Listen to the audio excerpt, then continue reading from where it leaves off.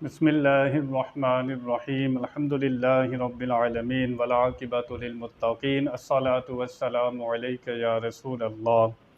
अल्लाह ताला सूरतुल अनआम में इरशाद फरमाता है, वक़ालू इन हिय इल्ला हयातुनद दुनिया वमा नहनु बिमबऊसीन वलौ तरा इज़ वुक़िफ़ू अला रब्बिहिम क़ाल अलैसा हाज़ा बिल हक़ क़ालू बला व रब्बिना क़ाल फ़ज़ूक़ुल अज़ाब बिमा कुन्तुम तकफ़ुरून।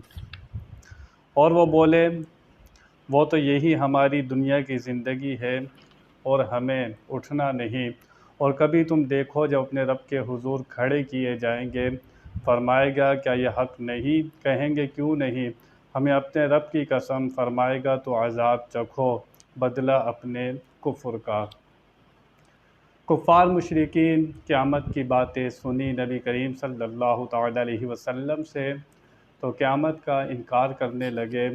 कहने लगे जो कुछ है वो दुनिया की ज़िंदगी है, ना कब्र की कोई ज़िंदगी है, ना क़यामत की कोई ज़िंदगी है, ना कोई जन्नत है, ना कोई दोज़ख है।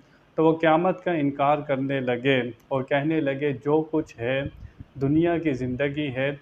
कल क़यामत में अल्लाह ताला जब क़यामत को कायम फरमाएगा, जब दोज़ख को देखेंगे, अज़ाब को देखेंगे, तो अल्लाह फरमाएगा जिस ज़िंदगी का तुम इनकार करते थे, क्या ये हक़ नहीं है? अपनी आँखों से देख नहीं रहे? कहेंगे या अल्लाह तेरी कसम कि हम देख रहे हैं कि जो कुछ नबी करीम सल्लल्लाहु अलैहि वसल्लम लेकर आए थे, आपने इरशाद फरमाया था, वो सब का सब सच था। लेकिन उस वक्त का मानना काम नहीं आएगा।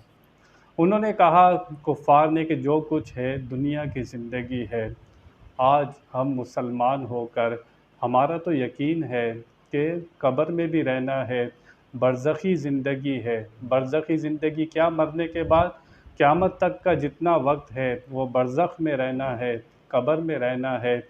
एक पर्दे वाली जगह है जहाँ पर क़यामत तक का इंतज़ार करना है। और वो ज़िंदगी ऐसी है कब्र वाली, या वो जन्नत की ज़िंदगी है या वो दोज़ख की ज़िंदगी है।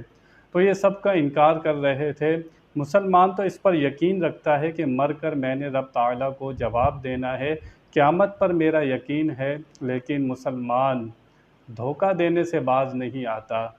मुसलमान का पैसा चोरी कर ले, धोखा दे दे, झूठ नहीं छोड़ता वो।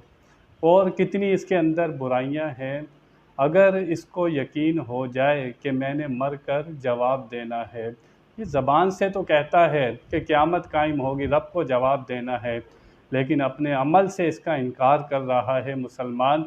अगर उसे यकीन होता अल्लाह मुझे देख रहा है, मैंने मर कर जवाब देना है, वो किसी को धोखा नहीं देता, वो किसी का दिल नहीं दुखाता, किसी के माल पर और किसी की जगह पर कब्ज़ा नहीं करता। वो तो अमन वाला होता है। मुसलमान कौन होता है? अमन वाला होता है। मुसलमान वो होता है जिसके हाथ और ज़बान से दूसरा मुसलमान महफूज रहे। मुझे और आपको सोचना होगा, हमसे कितने मुसलमान महफूज हैं अपनी ज़बान से, अपने अमल से हम कितने लोगों को तकलीफ़ देते हैं। अल्लाह ताला हमें अमन वाला बना दे और इसकी तौफ़ीक़ अता फ़रमाए।